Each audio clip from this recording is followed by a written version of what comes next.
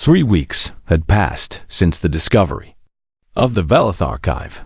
The galaxy had changed in ways that no one could have predicted. Independent teams had verified the age of the storage crystals. The data inside matched the testimony G1 had recited perfectly. The Sarth Dominion's application to join the Galactic Commerce Union had been suspended indefinitely. Criminal investigations were underway on a dozen worlds. Ambassador Keth Sarin was awaiting trial for his crimes aboard Nexus Prime, and Kang Jiwan was still trying to get her cargo delivered.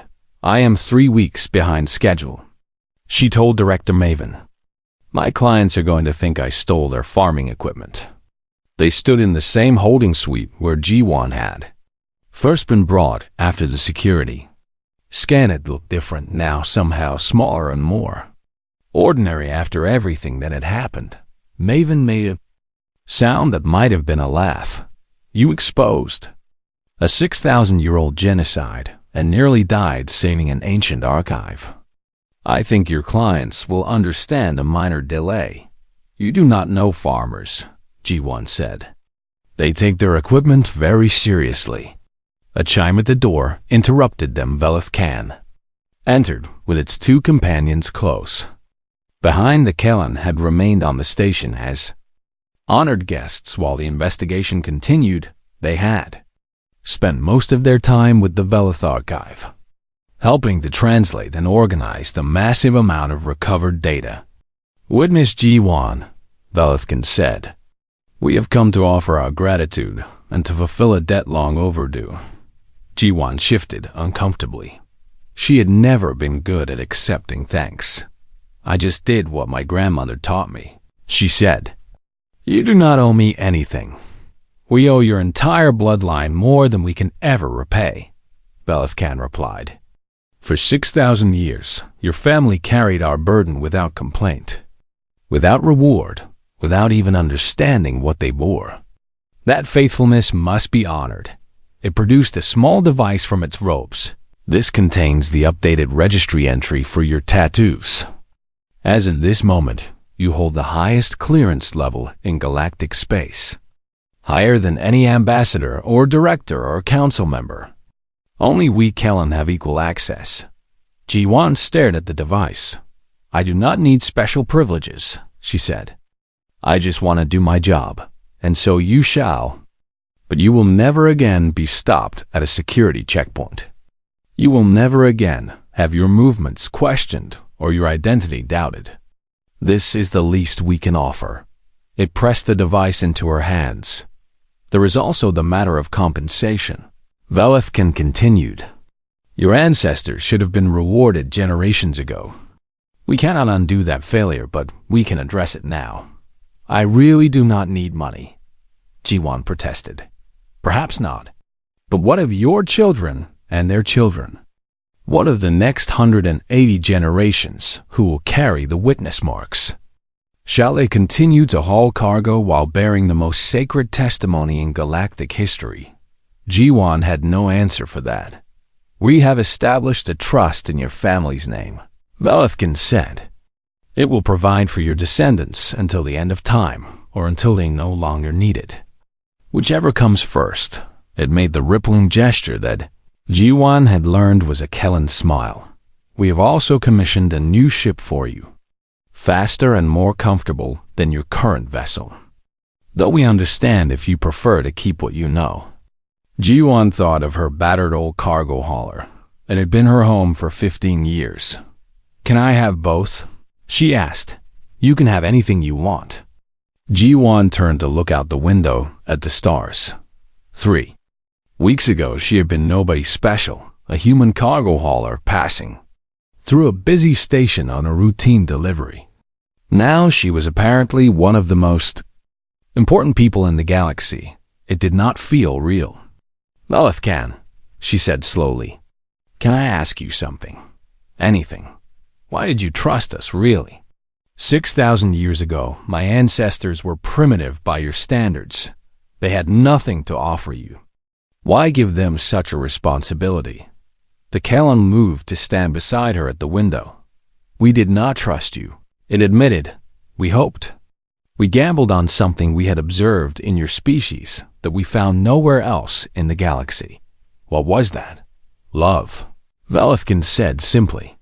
We watched your ancestors for decades before we made our choice. We saw how they passed knowledge from generation to generation, not through institutions or technology, but through relationships. A mother teaching a daughter, a father telling stories to a son. They remembered things not because the things were important, but because the people who told them were loved. It turned to look at Jiwan. We realized that no other method of preservation could survive what we feared was coming. Empires fall, technologies fail, institutions corrupt. But the bond between a grandmother and a granddaughter, that endures. Jiwan thought of her. Grandmother's hands marking her skin. She thought of the old woman's voice teaching her words she did not understand. She thought of the promise she had made without knowing what it would cost. We were right, Velethkin continued. Your family remembered not because the testimony was important, but because the person who gave it to them was loved. That is something we Kellen never fully understood. We preserved truth through perfect records and unbreakable crystals. You preserved it through something far more powerful. Human stubbornness, Jiwan said. Human hearts. Velethkan corrected. The chamber fell silent. After a moment, Mevin cleared her throat. I hate to interrupt, she said. But there is a young security officer outside who has been waiting to speak with you. Thrall, I believe, the one who first scanned your tattoos. Jiwan remembered the confused Vexian who had started this whole chain of events. Send him in.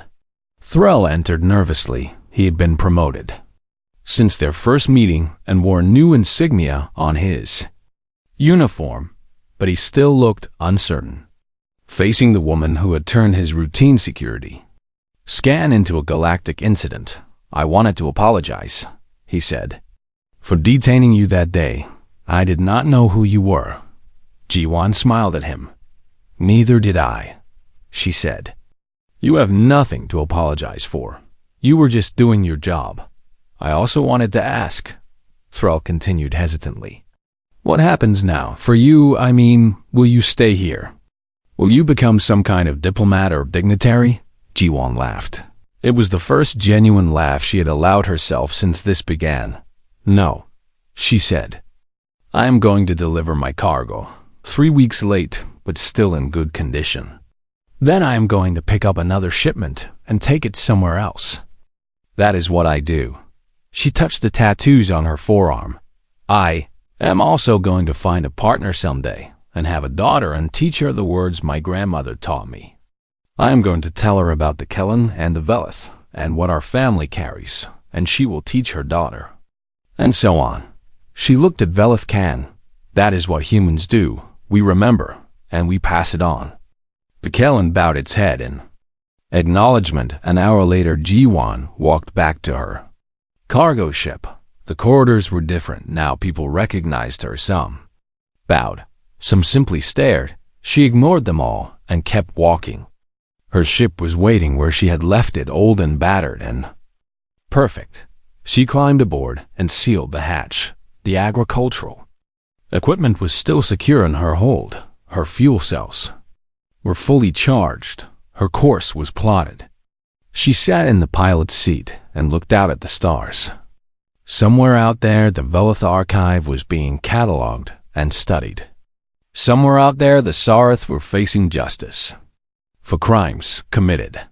The 4 humans even knew fire, and somewhere in her memory, the words her grandmother taught her waited patiently, ready to be passed on to the next generation, ready to be carried forward for another 6,000 years if necessary. Jiwan started her engines and undocked from the station. She had a delivery to make. The most important testimony in galactic history had places to be. The coordinates led to a dead system. 3 planets orbited a dying star in a region of space so remote that no trade routes passed within 100 light years. When the expedition fleet arrived, they found nothing but rocks and dust and silence. Ambassador Kefsorn smiled from the deck of his diplomatic vessel. As I said, he announced over the fleet communication channel. Fantasy and delusion? There is no archive here. But Velithcan was not discouraged. The coordinates point to the second planet. It said, "We must look beneath the surface." Scans revealed a network of tunnels deep underground. The expedition landed and sent teams to investigate. Ji-Wan went with them. She did not know why she felt compelled to see this through herself, but she could not stay behind. Director Madan accompanied her along with a security detail and representatives from a dozen species. The tunnels were all beyond imagining there. Walls were carved with symbols that made the Kelon. Representatives weep Velith writing. Velithcan confirmed. "We have not seen these words in 6,000 years. They walked for hours through passages that twisted and turned, and descended ever deeper into the planet." Ambassador Kefsorn had insisted on joining the expedition. He walked near the back of the group with his own guards around him. His earlier confidence had faded. Ji-Wan noticed that his hands were shaking. Finally, they reached a chamber so vast that their lights could not find its ceiling. The walls were covered with crystalline structures that pulsed with faint inner light. "Storage crystals," said the Minari scholar who had joined the expedition. "The Velith used them for their most important records. These must contain petabytes of information."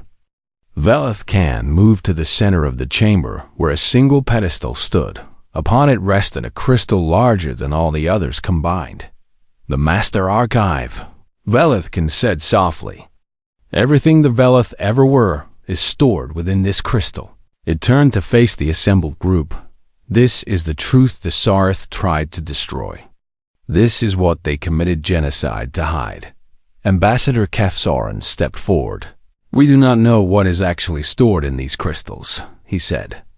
"This could all be fabrication. The Kelon could have planted this archive themselves to frame my people. The crystals can be dated," the Minari scholar said. "Their age can be verified independently." "And so they will be," said Director Mammon.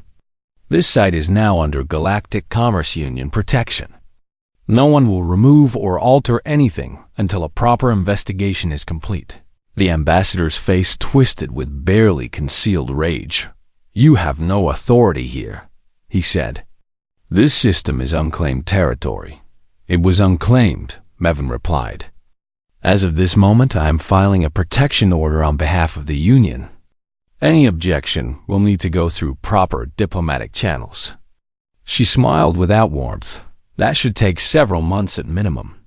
Ji-Wan watched the exchange with growing unease.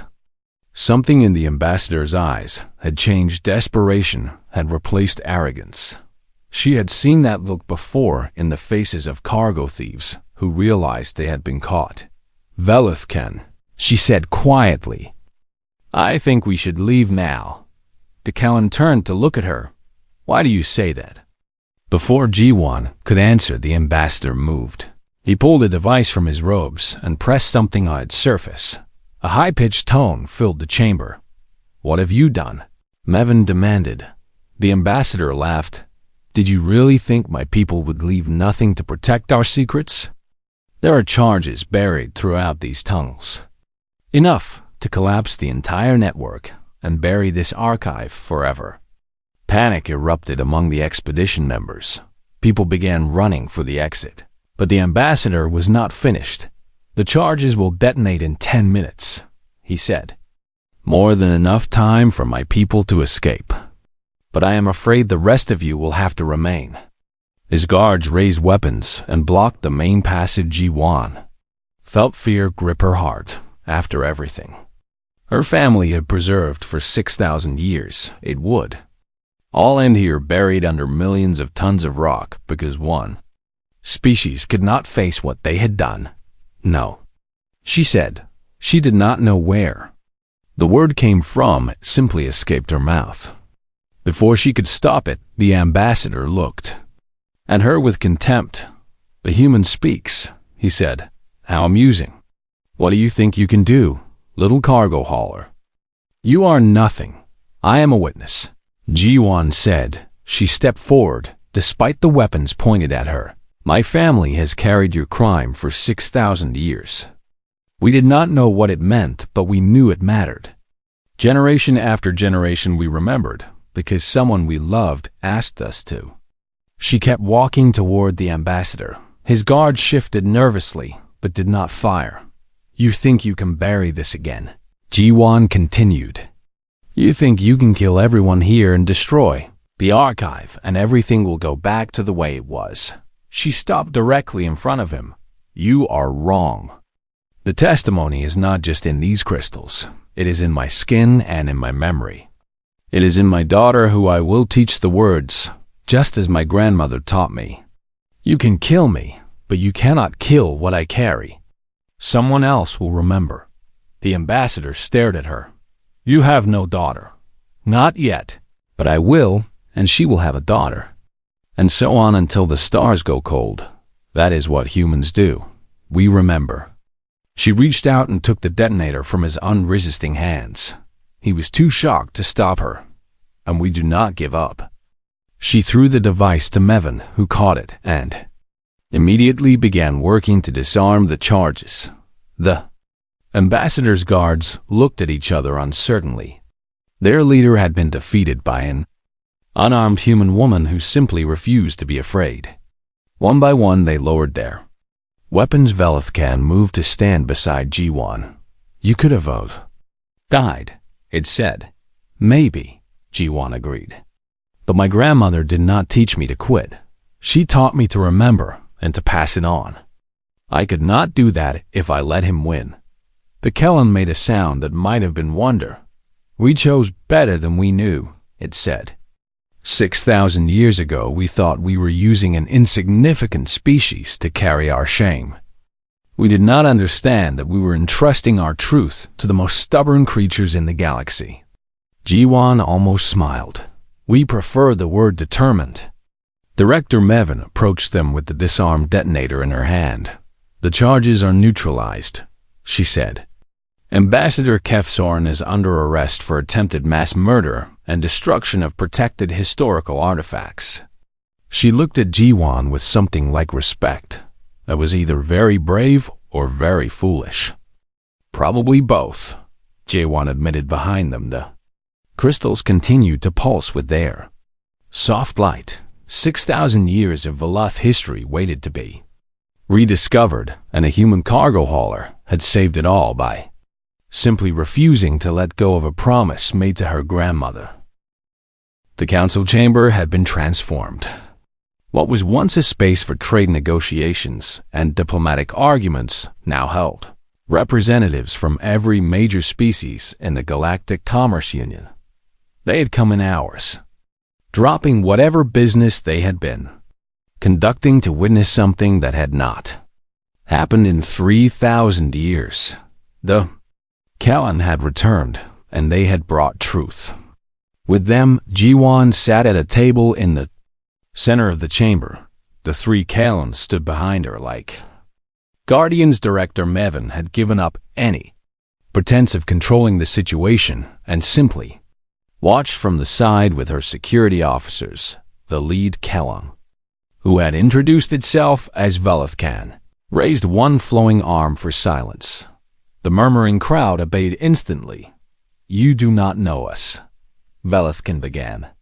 "You know only our ruins and our artifacts and the stories your ancestors told about us. So let me tell you who we were." Its voice filled the chamber without effort.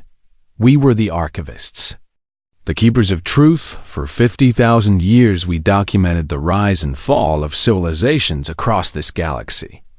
We recorded their histories, their achievements, their failures. We believed that truth was the most precious thing in existence, and that preserving it was our sacred duty." The gathered dignitaries listened in silence. "But 6,000 years ago, we failed." A ripple of surprise moved through the crowd. There was a conflict. Velethkin continued, between two powerful civilizations. The Veleth and the Sarth, they came to us for arbitration as so many had before. They presented their evidence and their arguments, and we made our ruling. The Kalam paused. We ruled in favor of the Sarth. We declared the Veleth guilty of crimes against the Galactic Order. We authorized military action against them. Its voice dropped lower. The Veleth were destroyed. Every world, every colony, every ship. An entire species erased from existence because of our ruling. Gasps filled the chamber. It was only afterward that we discovered the truth. The evidence had been falsified. The Sarth had manipulated us.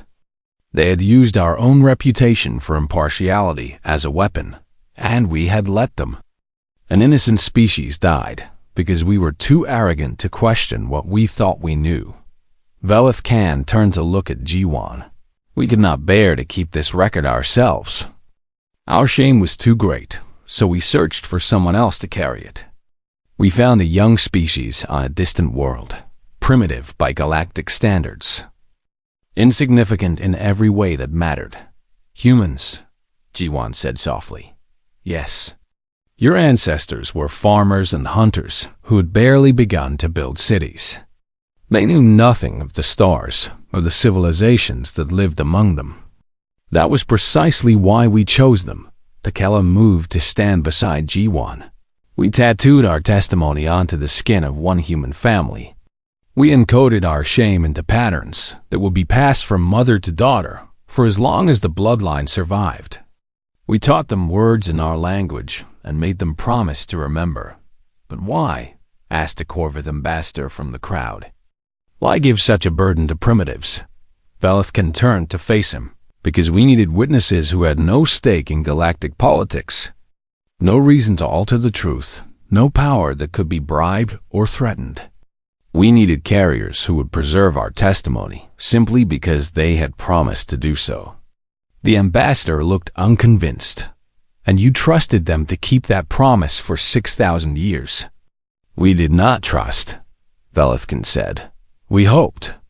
And our hope was rewarded beyond anything we deserved. It gestured toward Jiwan.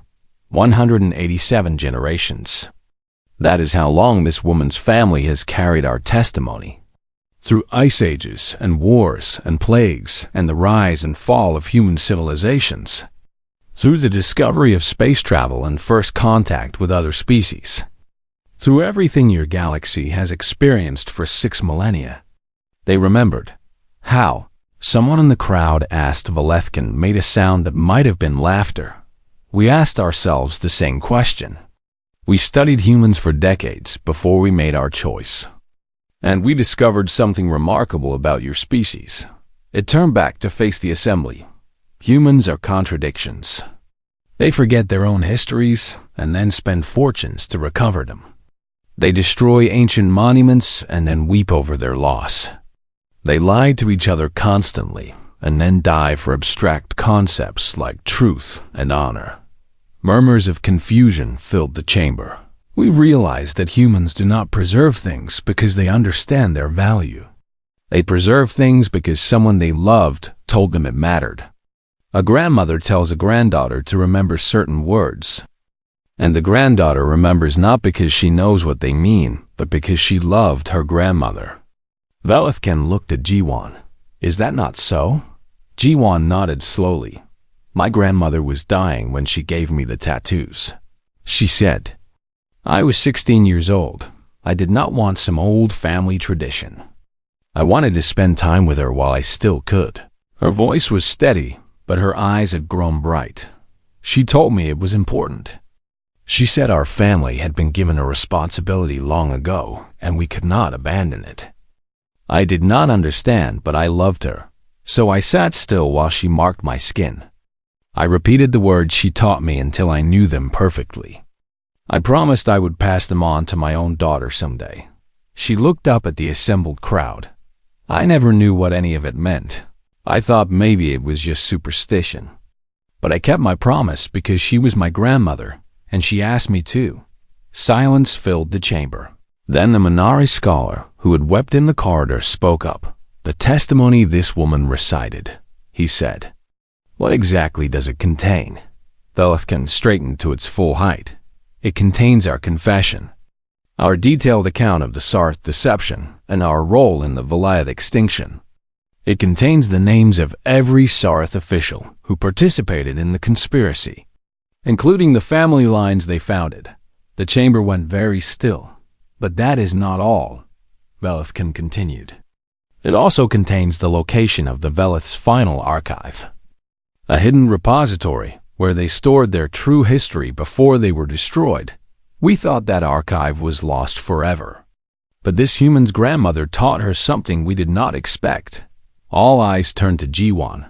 "The location," she said. "It is part of what I memorized. Coordinates in your old numbering system.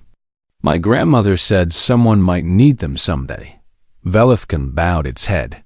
"We gave your ancestors only the testimony. We did not give them the coordinates. Somehow across 6,000 years, your family discovered them on their own and added them to what they carried. My grandmother never told me where they came from," Jiwan said. "Maybe one of my ancestors found something. Maybe they met someone who knew. I cannot say. It does not matter how," Velithkin said. "What matters is that the Velith archive can now be found. Their true history can be restored, and the Sarth cannot escape what they did." A voice cut through the murmuring crowd. "This is absurd." Everyone turned to see who had spoken. A tall figure in diplomatic robes was pushing through the crowd toward the center of the chamber. His species had pale skin and dark eyes and an air of authority that made others step aside.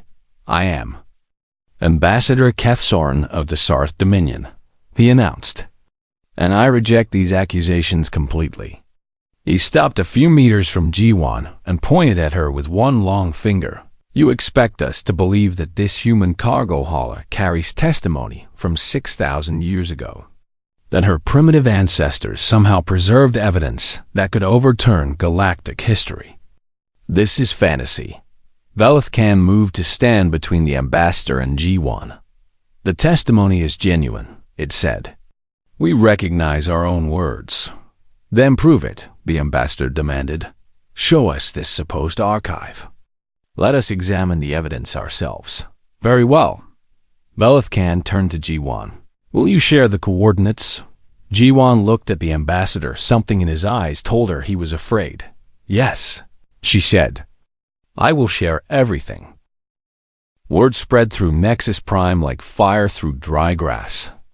A human cargo hauler had triggered something impossible at the security checkpoint. Her tattoos had locked out the station director herself, and now an ancient ship covered in matching symbols had appeared from nowhere and was requesting permission to dock director. Mevin stood in the command center watching the strange vessel on her screens. Her scales had gone pale, a sign of deep unease in her species. "The ship predates the Galactic Commerce Union," her technical officer reported. "Our systems estimate its age at approximately 6,000 years. "That is impossible," Nevin said. "No vessel could remain functional for that long. And yet there it is." Mevin turned to her communications officer. "Have they responded to our hails?" "They are responding now." A voice filled the command center. It was soft and layered, as if many voices spoke together in perfect harmony. "We are the Kalan," the voice said. "We come in response to your notification. You have found one of our witnesses. We request immediate docking permission." Mevin felt her heart's beating too fast. The Kalan were legends.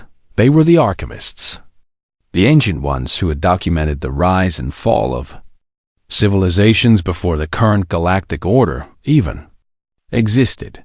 They had vanished 3,000 years ago, leaving only ruins and mysteries behind. "Grant them permission," Mevin ordered, "and clear all non-essential personnel from Docking Bay 12. She left the command center and walked toward Holding Suite 7. Along the way, she passed crowds of station residents who had gathered to watch screens showing the ancient ship Some were excited, some were terrified, and a trillion merchant grabbed her arm as she passed. "I know those symbols," he said, and his voice was shaking. "My grandfather showed me carvings like them on our homeworld. He said they marked places where the gods once walked." Mevin pulled free and kept moving.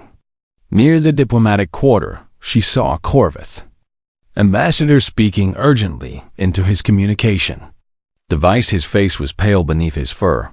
Further on, she found an elderly Minari scholar sitting on a bench with tears running down all four of his cheeks. "What is wrong?"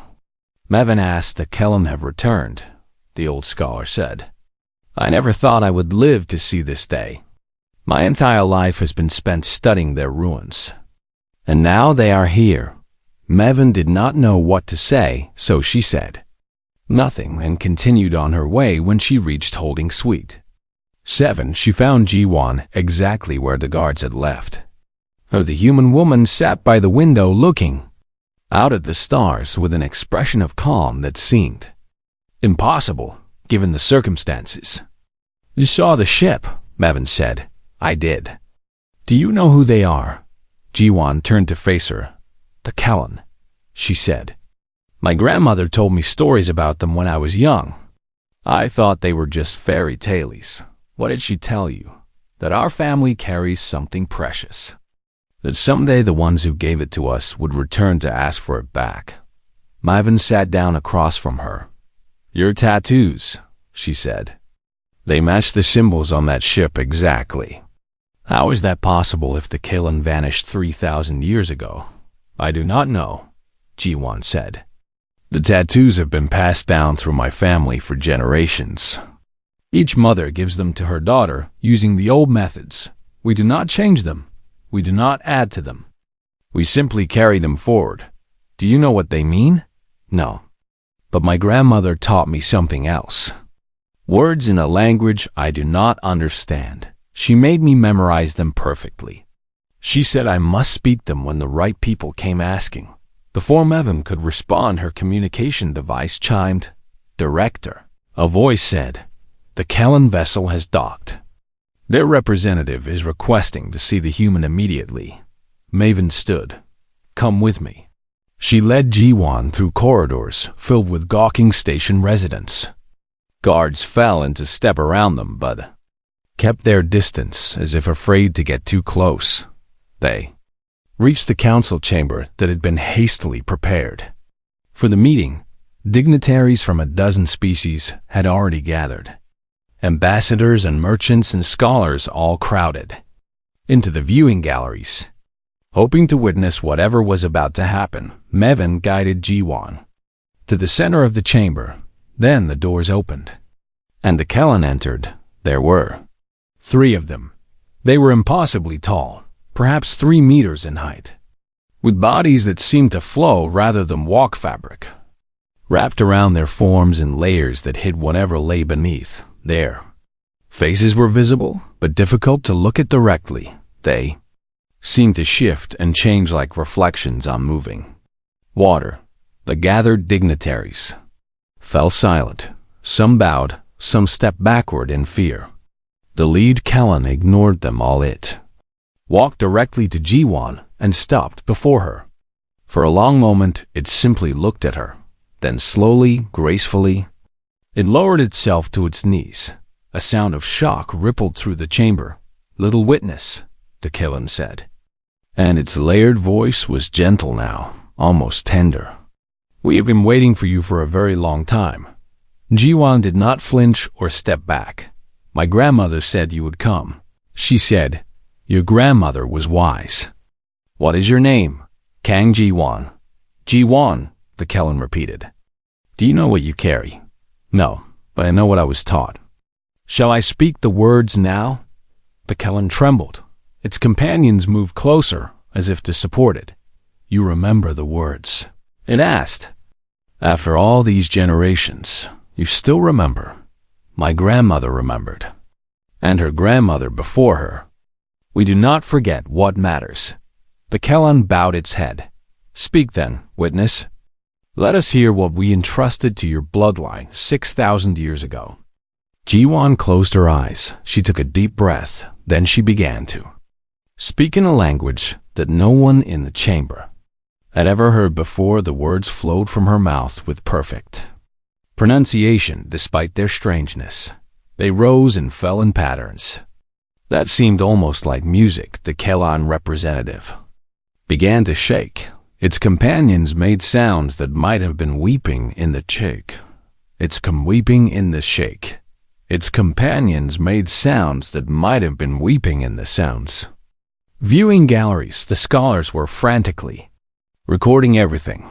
Some of them had tears in their eyes, though they could not have explained why Ji-won spoke for nearly 5 minutes without pause.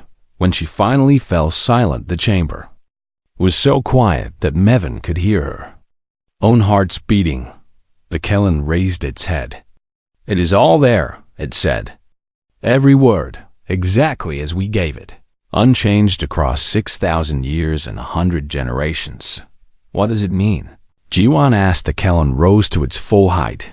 "It means," it said, "that the truth we tried to bury has finally returned to the light." It turned to face the assembled dignitaries.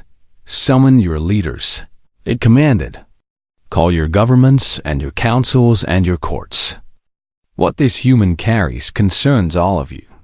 The history you think you know is incomplete, and the future you are building rests on a lie." The chamber erupted into chaos, but Ji-won stood calm and still in the center of it all. Her grandmother had told her to be patient. The explanation was finally coming. Kang Ji-won had seen 100 stations like this one, or at least she told herself that as her small cargo ship docked at Nexus Prime. The truth was that nothing in the galaxy quite matched this place. Nexus Prime hung in the void like a metal flower with petals made of docking bays and trade halls and diplomatic chambers where species that had once tried to destroy each other now signed contracts and shared meals. Ji-won did not care much for politics or grand history. She hauled cargo from one place to another, and that was enough. Her ship carried agricultural equipment bound for a farming colony 3 jumps away. She had made this stop only because her fuel cells needed charging and her body needed real food instead of the protein blocks she had been eating for 2 weeks. The docking procedure took 20 minutes. Then came the part she always dreaded: security. She gathered her documents and walked down the long corridor that connected her ship to the station proper.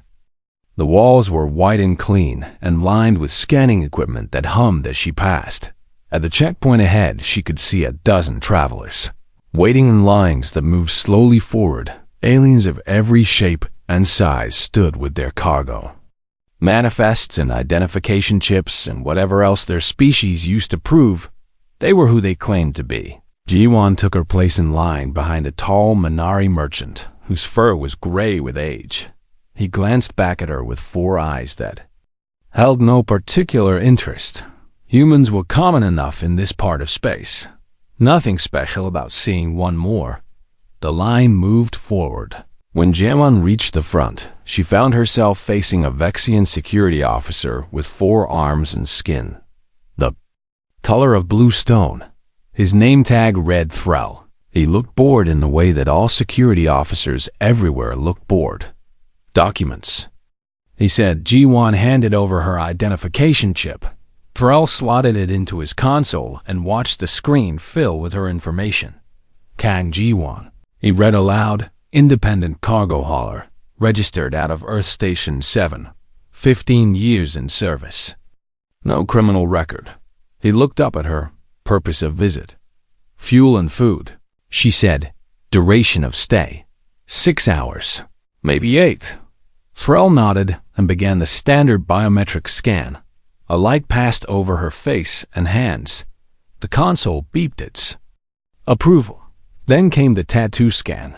Many species in the galaxy use markings on their skin for identification or rank or criminal history. The Galactic Commerce Union required all visitors to submit their dermal markings for registry check. It was routine. Ji-won held out her arms.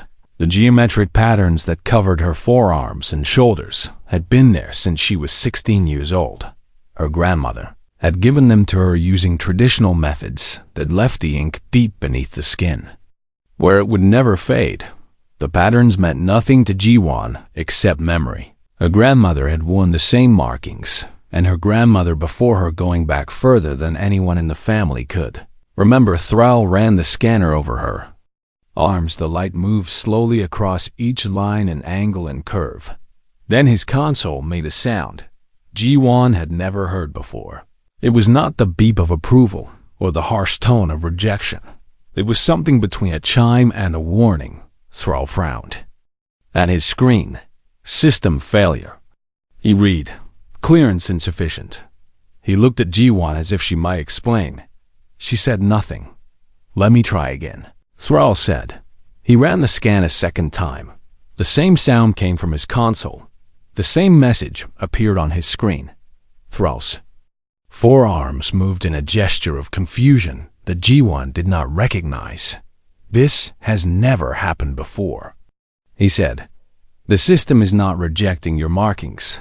It is saying that I do not have the clearance to view what they mean." Ji-won remained silent. She had no explanation to offer. Her grandmother had told her many things about the family tattoos, but nothing that would make sense of this. A supervisor appeared at Thrall's station. She was another Vexian, older and wearing the insignia of senior rank. "What is the problem here?" she demanded. Thrall showed her the screen. The supervisor ran the scan herself using her administrative access. The same message appeared, "Clearance insufficient." She read, and her voice had lost its confidence. Other travelers in the lines nearby were starting to watch. Security officers from other stations were drifting closer. Ji-won stood still and waited. She had learned long ago that patience served better than panic in situations she did not understand. The supervisor made a call on her communication device. 5 minutes later, the security director herself arrived at the checkpoint. Her name was Mevin, and she was a Sethkai, a reptilian species known for cold logic and colder tempers. She had scales the color of dark water and eyes that missed nothing. "Show me," she said. Thrall ran the scan again. Mevin watched the error message appear on the screen.